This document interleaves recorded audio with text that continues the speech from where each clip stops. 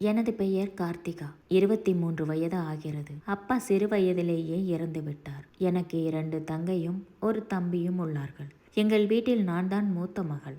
அதனால் வீட்டில் உள்ள எல்லா சுமையும் நான் தான் பார்த்து கொள்ள வேண்டும். எனது அப்பா பாய் செய்யும் தொழில் செய்பவர்.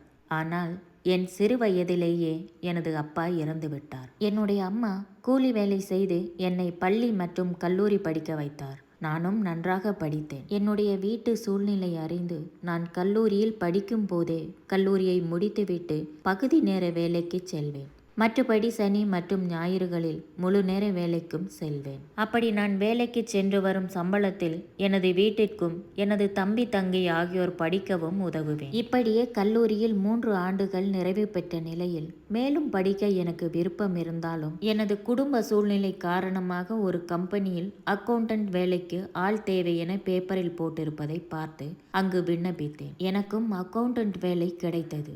8000 வரை எனக்கு சம்பளம் கொடுத்தார்கள். பின்பு நான் நன்றாக வேலை பார்ப்பதை எனது முதலாளி பார்த்து பாராட்டினார். இப்படியே 2 ஆண்டுகள் கடந்த நிலையில் எனது முதலாளிக்கு திடீரென மாரடைப்பு வந்து இறந்து விட்டார். கம்பெனியை பார்த்து கொள்ள ஆளில்லாத நிலையில் எனது முதலாளியின் மகன் வெளிநாட்டிலிருந்து பெரிய படிப்புகள் எல்லாம் முடித்துவிட்டு என்னுடைய முதலாளி இறந்த நிலையில் அதற்காக வந்தவர் கம்பெனியை பார்த்து கொள்ளும் பொறுப்பு அவருக்கு ஏற்பட்டது. நானும் கம்பெனியில் சேர்ந்து 2 வருடங்கள் ஆகிய நிலையில் எனக்கு கம்பெனி நிலவரம் கொஞ்சம் தெரியும். அதனால் என்னிடமும் முதலாளியின் மகன் அடிக்கடி ஏதும் சந்தேகம் என்றால் கேட்டுக்கொள்வார்.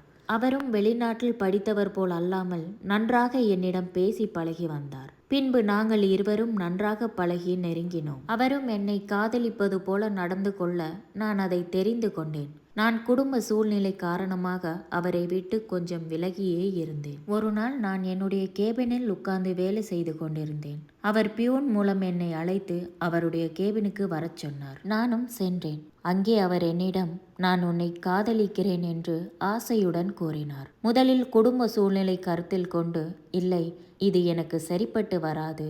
எனக்கு 2 தங்கை மற்றும் ஒரு தம்பி இருக்கிறார்கள்.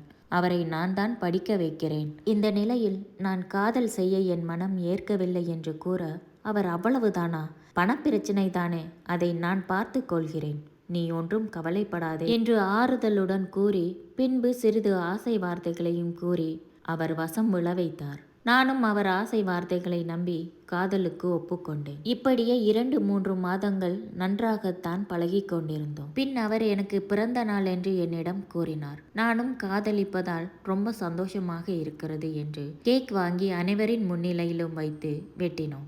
எங்கள் கம்பெனியில் அதிகமாக பெண்கள் தான் வேலை செய்கிறார்கள். பின்பு அவர் பிறந்த நாளுக்கு எனக்கு ட்ரீட் வைக்கிறேன் என்று கூறி அவருடைய கெஸ்ட் ஹவுஸுக்கு என்னை கூட்டிச் சென்றார். நானும் அவரை நம்பி சென்றேன். அங்கு என்னை அவர் நன்றாக உபசரித்தார். அப்பொழுது தெரியவில்லை அவர் என்னை வேறு கண்ணோட்டத்தில் பார்ப்பது. சாப்பாட்டுடன் சேர்த்து குளிர்பானத்தையும் எனக்கு கொடுத்தார்.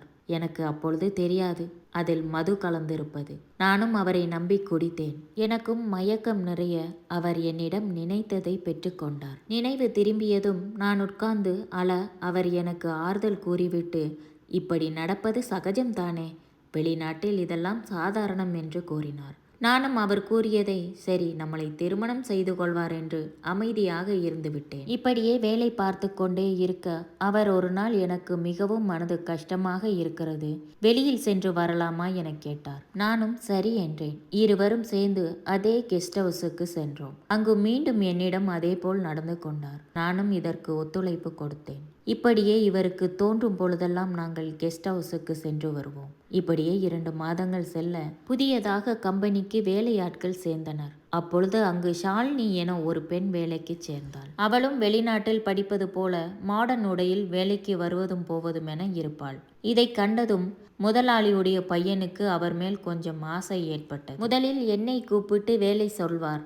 இப்பொழுது அதிகமாக ஷாலினியை கூப்பிட்டு வேலை சொல்ல ஆரம்பித்தார். என்னிடம் பழகியது போலவும் ஷாலினியுடன் பழகி வந்தார். இதை பார்த்து நான் யாரிடம் சொல்வது என்று தெரியாமல் எனக்குள்ளே அழுது கொண்டிருந்தேன். நான் போவது வருவது எல்லாம் பியூன் பார்த்து கொண்டே இருப்பார். அதனால் அவரும் என்னை ஒரு மாதிரி பார்க்க ஆரம்பித்தார். ஷாலினியும் அவர் காதல் வலையில் விழ வைத்தார். என்னை போல் ஷாலினியையும் கெஸ்ட் ஹவுஸுக்கு கூட்டிச் சென்றார். இது பியூனுக்கு தெரிய வர அவனிடம் முதலாளியின் மகன் கொஞ்சம் காசு கொடுத்து செலவுக்கு வைத்துக்கொள் என்று சொல்லிவிட்டு செல்வார். மறுநாள் முதலாளியின் மகனிடம் சென்று, ஏன் இப்படி செய்கிறீர்கள்? என்னை கல்யாணம் செய்து கொள்வதாகத்தானே சொன்னீர்கள். இப்பொழுது ஷாலினியுடன் பழகி கொண்டிருக்கிறீர்கள் என்று எல்லாரும் பார்க்கும்படி கத்தி கூச்சலிட்டேன். நான் உன்னை மட்டும்தான் திருமணம் செய்து கொள்வேன் என்று என்னிடம் சொல்லிவிட்டு ஷாலினியை வேலையை விட்டு நிப்பாட்டி விடுகிறேன் என்று சொன்னார். எனக்கு சிறிது மனது ஆறுதலாக இருந்தது. ஆனால் அவர் மீண்டும் மீண்டும் ஷாலினியிடமே பேசிக் கொண்டிருந்தார். அதை கேட்க போக ஏதோ ஒன்று சொல்லி என்னை சமாளித்து அனுப்பிவிடுவார். ஒரு நாள் நான் இருவரும் காரில் செல்வதை பார்த்து விட்டேன். நான் அப்பவே முடிவு செய்து விட்டேன். என்னை ஏமாற்றி விட்டார். எனது வீட்டில் வந்து கதறி அழுதேன்.